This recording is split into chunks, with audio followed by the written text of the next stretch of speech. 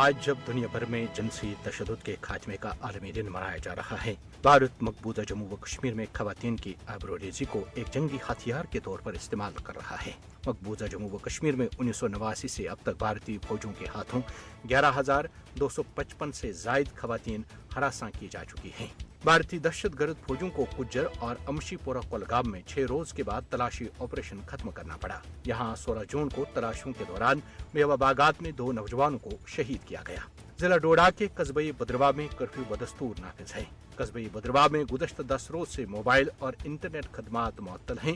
گستاخانہ بیانات کے خلاف بدرواہ میں لوگوں نے احتجاجی جلوس نکالا تھا، جس پر ہندو انتہا پسندوں نے حملہ کیا تھا۔ اگرچہ بھارتی حکمران جماعت بی جے پی نے دنیا کو دکھانے کے لیے گستاخانہ بیانات دینے والے اپنے 2 رہنماؤں کو معطل کیا ہے، اس کے باوجود نریندر مودی کی فسطائی حکومت نے ہندو بالادستی کے نظریے کو آگے بڑھانے کے لیے مسلمانوں کے گھروں کو مسمار کرنا جاری رکھا ہوا ہے۔ مسلم مظاہرین کو پولیس مقدمات، گرفتاریوں اور تشدد کا سامنا کرنا پڑا۔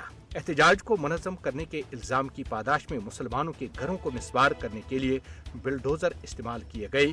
کئی ماہرین، جن میں سویڈن میں مقیم بھارتی پروفیسر اشوک سوائیں بھی شامل ہیں، نے بلڈوزر سے مسلمانوں کے گھروں کو گرانے کو مسلمانوں کو اجتماعی سزا دینے کی کارروائی قرار دیا ہے۔ پاکستانی وزارت خارجہ کا کہنا ہے کہ خطے میں ہندوتوا کے انتہا پسندانہ نظریے سے متاثرہ بی جے پی اور آر ایس ایس نے بھارت کو اس کے اسلامی ورثے کے تمام آثار سے پاک کرنے اور مسلمانوں کو دوسرے درجے کا شہری بنانے، حتیٰ کہ ان کی شہریت ختم کرنے کی مہم شروع کر رکھی ہے۔